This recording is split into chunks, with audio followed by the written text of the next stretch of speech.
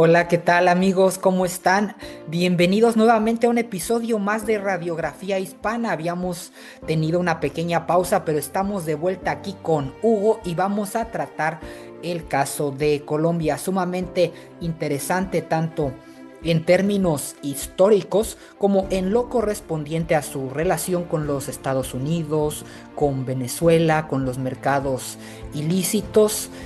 Muchas gracias, Hugo, por estar aquí con nosotros para ayudarnos a desentrañar este tema.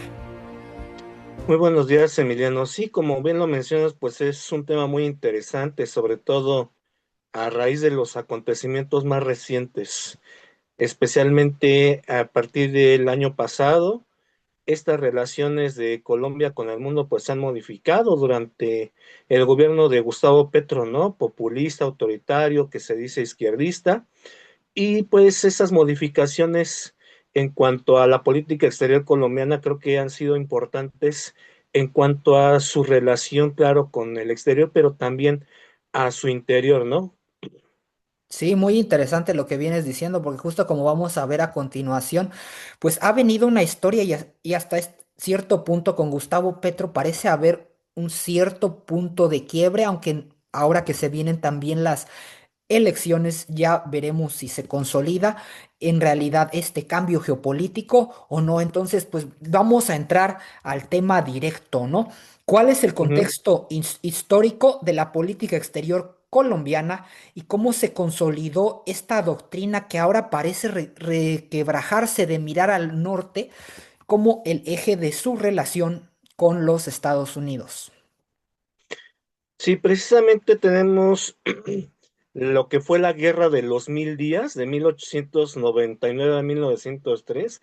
Esta fue una guerra entre los liberales partidarios del federalismo y los conservadores partidarios del centralismo en Colombia.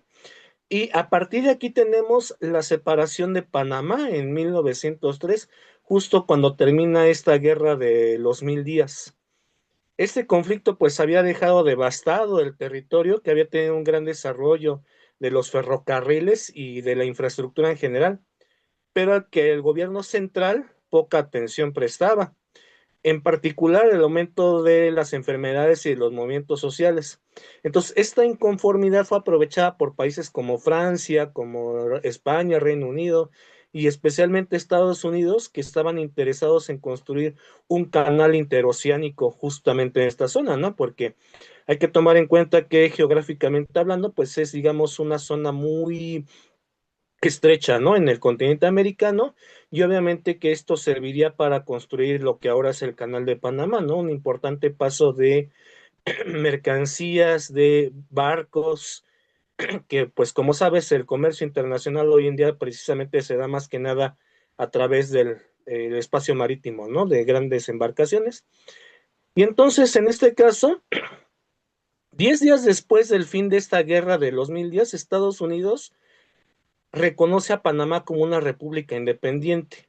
Y entonces la verdad es que esta pérdida dejó un sentimiento de frustración, de impotencia por parte de la clase política colombiana y se dio un distanciamiento, ¿no? Con Estados Unidos en un primer momento debido a esta situación. Sí, por supuesto, pues nosotros podemos ver esta ubicación hasta cierto punto privilegiada que todavía sigue teniendo Colombia, pero fundamentalmente Panamá, hablando entonces de que puede ser un puente bioceánico, ¿no? Entre dos mares y de comercio y pues Estados Unidos en un primer momento pues trata de tener control de este comercio, ¿no? Evidentemente, y es también por eso que reconoce por razones estratégicas la separación de Panamá, ¿no? Entonces, más adelante también, ¿no, Hugo? Pues se empieza a establecer esto que decía yo de que con las guerrillas hay una especie de vínculo guerrilla, sector rural y también narcotráfico, mercados ilícitos. Y es entonces también que más adelante por estas razones, pues empieza a haber una asociación con Estados Unidos en materia de seguridad, ¿no? Y también incluso de cooperación militar. ¿Podrías decirnos más bien cómo es que se termina formando, ahora sí, a pesar de este desencuentro, esta relación que desde siempre, por supuesto, ha tenido su inestabilidad y ha tenido también mucha fragilidad, ¿no? Sí, claro, es lo que comentábamos, ¿no? Anteriormente. Va a ser hasta 1914 con la firma del Tratado Urrutia-Thompson, mediante el cual Estados Unidos, digamos, compensaba, ¿no?, a Colombia con una indemnización de 25 millones de dólares y enviando también misiones económicas y diplomáticas. Es en este contexto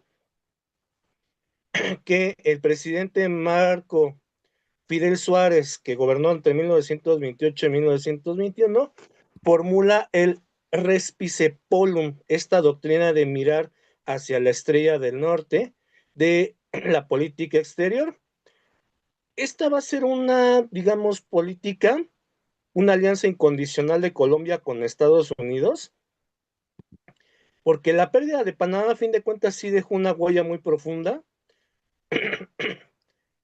pero determinó una gran etapa histórica. Claro, nuestra relación, como bien lo dice, ha tenido sus altibajos, pero esta doctrina de Respice Polum, pues continúa, ¿no?, hasta la fecha, si bien no de la misma manera, ¿no?, porque como lo decíamos también, a fin de cuentas ha pasado por diversas etapas esta relación con Estados Unidos, hasta lo que es el gobierno de Gustavo Petro. Claro, y podrías también quizá a lo mejor detallarnos un poquito más, decías ya por ahí de los 1920, todavía un poco después, creo que hubo una disputa también fronteriza con Perú y aunque no un papel fundamental, pues durante la Guerra Fría, ¿cuál fue el posicionamiento de Colombia? ¿Podrías platicarnos a lo mejor un poquito de eso? Quizá también cuáles eran sus posicionamientos en lo correspondiente a Cuba y a otro tipo de países de la región en esta Guerra Fría. Sí, claro, digamos que esta doctrina de Respice Polum podremos dividirla en dos etapas, ¿no? La primera se conoce como la doctrina Suárez, que fue de 1914 hasta 1941 y que se caracterizó por este alineamiento económico automático con una alta cuota de pragmatismo en pro del logro de intereses económicos, con el objetivo de normalizar las relaciones bilaterales, ¿no?, con Estados Unidos. Y luego viene una segunda etapa que estuvo caracterizada por posiciones ideológicas. En el contexto de la Guerra Fría, esto estuvo marcado por un fuerte anticomunismo, más que nada. Digamos que a partir de ahí representó el factor de aglutinación entre las fuerzas políticas internas con un consenso bipartidista y como factor de convergencia con Estados Unidos. Entonces, digamos que eso fue lo que caracterizaría a esta segunda etapa, ¿no? Como lo ves, este marcado anticomunismo durante este periodo, precisamente porque se trató de mantener esta alineación ideológica con Estados Unidos en ese momento. Ahora, vamos a ver que los factores que van a incidir en el diseño de la política exterior colombiana son diversos, ¿no? Tanto internos, externos, estructurales, ya de por sí, también coyunturales, ¿no? Dependiendo de la etapa histórica de que estemos hablando. Y pues digamos que todo eso ha hecho que Colombia, además de que tenga esta política exterior, digamos, pragmática y posteriormente más ideologizada, también tenemos que tomar en cuenta que su posición geográfica le otorga ventajas tanto geoestratégicas como geopolíticas, ¿no? Bien lo decías, esta relación que tiene, por ejemplo, en Sudamérica con países como Venezuela, con Cuba, ¿no? Que sobre todo en el gobierno de Petro ha sido, digamos que más estrecha, ¿no? Aunque también hubo un distanciamiento con Venezuela precisamente por la situación de el gobierno de Nicolás Maduro, ¿no? Pero la política exterior está muy marcada en Colombia por la ideología del presidente en turno. Entonces vamos a ver que en Colombia, digamos que hemos tenido diferentes variaciones en cuanto a el tipo de gobiernos que han tenido, ¿no? Ya sea de izquierda o de derecha. Entonces esos cambios han sido los que más han modificado las diferentes formas de política exterior con respecto especialmente a los vecinos de Colombia. Claro, y ya entrando, digamos, a partir de los 60 y probablemente hasta los 2000, pues ya es que empieza, ¿no? A presentarse más lo que mencionaba yo de las guerrillas, del narcotráfico, Ujú, del paramilitarismo, y esto también empieza a tener un rol incluso geopolítico en estos inicios, aunque ahora quizás sea México el país más tristemente importante en materia de narcotráfico. En esos ujú. tiempos era más bien Colombia quien establecía mercados ilícitos y también mercados con aquellos países con quienes no había supuestamente una relación comercial que más adelante se fueron regularizando y que incluso crearon una geopolítica del narcotráfico, diría yo, que por supuesto es muy diferente eh, a la que conocemos actualmente. ¿Podrías platicarnos un poquito de eso antes de entrar ahora sí ya ahora sí que al presente? Sí, claro, entonces podemos decir que dada la situación interna que ha estado caracterizada por el conflicto histórico que ha mutado junto con el narcotráfico, el terrorismo y el crimen transnacional, bueno, Colombia sobresale regionalmente por sus variables en materia de defensa y seguridad nacional. Hay que tomar en cuenta, por ejemplo, que actualmente Colombia está destinando un poco más del 3% de su Producto Interno Bruto a lo que es seguridad, ¿no? O sea, uno de los ejes de su política siempre ha sido la seguridad, precisamente por ese problema que han tenido con los movimientos guerrilleros como las FARC, las Fuerzas Armadas Revolucionarias de Colombia, ¿no? Que como bien lo dices, mutaron de ser un movimiento guerrillero a, pues prácticamente estar vinculados claramente con el narcotráfico. Entonces, la verdad es que Colombia, pues al día de hoy sigue siendo uno de los principales productores de hoja de coca en el mundo. Y también tenemos que, a pesar de lo que han venido tratando de hacer los gobiernos colombianos en las últimas décadas, pues a pesar de esta relación también con Estados Unidos, precisamente para tratar este tema del crimen transnacional, el narcotráfico y el terrorismo, pues todavía al día de hoy Colombia tiene una producción muy alta de coca y además incluso han aumentado las superficies que se utilizan para estos cultivos ilícitos. Ahora, de igual manera, los temas de crimen transnacional, de seguridad, drogas, inmigración, pues han sido los más relevantes en la política exterior colombiana de las últimas décadas. Perfecto. Y ya entrando en términos pues más recientes, Colombia entra a la OCDE, ¿no? Acontece Ujú, precisamente esto que comentabas, mucha migración por parte de Venezuela. Está lo que Gustavo Petro llama la paz total, que para algunos puede ser más bien ujú. asociación con el narcotráfico. Y pues empiezan a requebrajarse, ¿no? Sus relaciones en cierta medida con Estados Unidos. Ya actualmente veíamos nosotros en las noticias algunas fiscalías de los Estados Unidos dicen estar investigando a Petro, a veces más bien por una cuestión de dar un golpe político tal vez que una investigación de carácter más formal. Sin embargo, pues ya nos empezamos a identificar una bipolaridad, ¿no? Geoeconómica quizá, en donde por un lado hay grandes cambios que ojalá nos puedas compartir a partir de la entrada a la OCDE, ¿no? Porque implica hasta cierto punto un alineamiento con élites políticas y económicas, pero también empieza a estar también ciertos acercamientos tal vez con China, ¿no?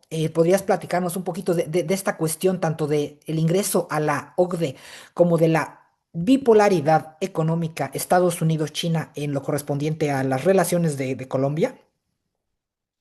Sí, claro, en el caso de, en materia económica, pues hay que determinar que Colombia es un país de ingreso medio alto.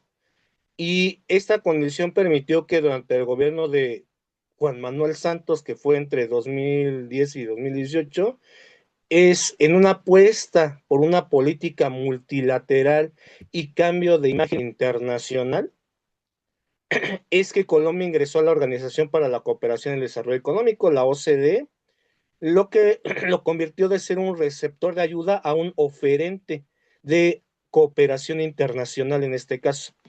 Entonces sí, precisamente digamos que tomando en cuenta ese cambio de imagen que tiene todavía ante el mundo, es que Colombia se une a la OCDE Y en este caso vamos a ver que, pues a fin de cuentas, como decíamos, ¿no? Esta política internacional presenta características, sí, estructurales, o sea, que ya de por sí están de hecho ahí, como coyunturales, ¿no? Aprovechando, digamos, las circunstancias que se han ido dando. Y en las primeras se ubican esta relación que decíamos, ¿no? De Respice Polum con Estados Unidos, pero también vamos a ver que, si bien es cierto que Estados Unidos, digamos que es el principal socio comercial de Colombia, con el 28.1% de sus exportaciones, ¿no? Que se dirigen hacia Estados Unidos, también digamos que últimamente el gobierno de Petro ha tratado de lograr una diversificación de mercados, ¿no? Porque, pues a fin de cuentas, esto va a ser clave para la economía colombiana y también para la política exterior, ¿no? A fin de cuentas. Claro que sí. Y también en lo correspondiente a esta multipolaridad y la diversificación también de la política exterior, ¿podrías platicarnos un poco cuál es la relación de Colombia con los BRICS y también cuáles han sido sus posicionamientos en lo correspondiente a su relación con Israel o incluso a lo aconteciente en Franja de Gaza y más recientemente pues a la guerra con Irán? Sí, claro. Bueno, Colombia no forma parte de pleno derecho de los BRICS, como por ejemplo Brasil, India, Rusia, China o Sudáfrica, ¿no? Lo que sí ha ocurrido es que Colombia se unió al nuevo Banco de Desarrollo, que podemos decir que es el Banco de los BRICS, precisamente para tratar de lograr una mayor diversificación en cuanto a sus mercados, ¿no? Entonces, eso también es lo que caracteriza a el gobierno de Petro, tratar de buscar no tener una gran dependencia a Estados Unidos como la ha sido hasta ahora, ¿no? Y en cuanto a Israel, pues desde los años 50, Colombia e Israel tenían una relación importante, sobre todo en materia de armamento, en la cuestión militar, ¿no? O sea, Israel le suministraba una cantidad importante de armas a Colombia, y así había sido en las últimas décadas, pero hay que tomar en cuenta que desde lo de la guerra en Gaza, que empezó a fines de 2023, tenemos que Gustavo Petro, digamos, acusó a Israel de cometer genocidio en Gaza, y desde el día 1 de mayo de 2024 hubo una ruptura de relaciones diplomáticas entre Colombia e Israel, aunque sigue habiendo una cierta dependencia técnica, ¿no? Porque a fin de cuentas, pues hay contratos que te tienen que cumplir y demás, pero pues así se ha dado la situación, ¿no? Sobre todo, el gobierno de Petro, como bien lo dices, ha sido así como que, por un lado, todavía dependiente de Estados Unidos, incluso no hubo una cierta pelea por ahí entre el presidente Petro y Donald Trump, en cuanto a que Petro, digamos que estaba quejando mucho de la situación, ¿no? Que había, pero digamos que después ya se volvió así como que a alinear, ¿no? Después de lo que pasó con Maduro este día 3 de enero del presente año, de que se lo llevaron a Estados Unidos y pues como que Petro, digamos que ya bajó sus ánimos a partir de ahí, ¿no? Me parece. Pero también Petro ha estado buscando una mayor, como decíamos, diversificación en los mercados, especialmente uniéndose a este Banco de Desarrollo de los BRICS. Y me parece que a partir de ahí la relación con China ha empezado a también tener un mayor contexto, más una mayor importancia. Las inversiones chinas ya están empezando a destacar en Colombia, aunque digamos que pues ha sido así como algo moderado, precisamente porque a pesar de todo, Petro no quiere romper esta relación que sigue habiendo con Estados Unidos, ¿no? Que pues ha sido, digamos que, uno de los ejes primordiales de su política exterior desde siempre prácticamente. Ahora bien, también como decías hace un momento, veremos este año, ¿no? Que son las elecciones en Colombia, si hay una consolidación de el modelo de Petro, que pues la verdad es que ha hecho muchas promesas, pero ha sido más retórica que otra cosa, ¿no? Que realmente cumplir esas promesas. Y me parece que como lo que pasó en Chile apenas, en Colombia también hay posibilidades de que pues tengamos un regreso de algún gobierno de derecha nuevamente. Pues muchas gracias, Hugo, por ayudarnos a desentrañar este caso de Colombia. Yo nada más quizá para terminar, y te pongo una pregunta quizá un poquito difícil, pues justamente atinabas a hacer una especie de ejercicio prospectivo, ¿no? ¿Tú qué crees? ¿Crees que ya nada más para terminar, crees que se consolide eh, esta política de parte de Gustavo Petro o que probablemente Colombia vaya a dar un giro quizá a la derecha? ¿Cómo lo ves? ¿Cuál es la perspectiva que nosotros podemos esperar de Colombia hacia el futuro?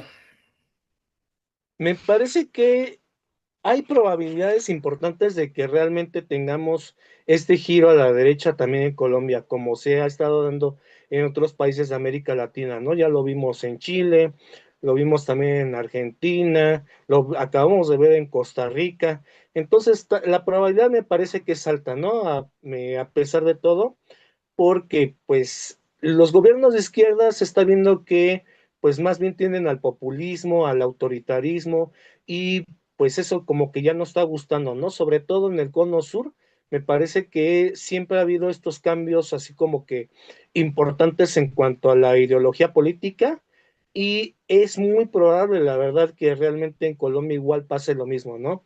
Que tengamos este giro nuevamente hacia la derecha, pero pues igual ya habríamos que ver qué es lo que va a pasar este año precisamente, pero me parece que la verdad es que es probable, ¿no?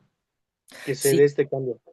Sí, sí, yo creo lo mismo. La verdad hay un fenómeno geopolítico de carácter internacional que es difícil de desentrañar porque pues por supuesto también está todos los acontecimientos que pasan de forma interna en un país y que sin embargo parece haber fuerzas más amplias que están detrás de algunos cambios de gobierno en los países, pero que dado que se tratan de tantos países al mismo tiempo, a nosotros a veces nos cuesta trabajo, ¿no? Salvo ciertos estudios cuantitativos que a veces parecieran quizás superficiales, pues lograr encontrar todos esos vínculos y cómo es que están dando en lo que ahora sí ya es cada vez más claro, pues un giro a la derecha en Latinoamérica, ¿no? Pues muchas gracias, Hugo, por acompañarnos aquí en Geopolítica con Emiliano. No, muchas gracias a ti, Emiliano, siempre por darme la oportunidad de poder compartir algo acerca de estos temas y esperemos que pues tengamos algunas participaciones más adelante, ¿no? Por supuesto que sí, ya estaremos más con Hugo y con los siguientes países que todavía faltan, algunos en lo correspondiente a radiografía hispana. Esto es Geopolítica, yo soy Emiliano, estamos con Hugo. Hasta la próxima. Hasta la próxima.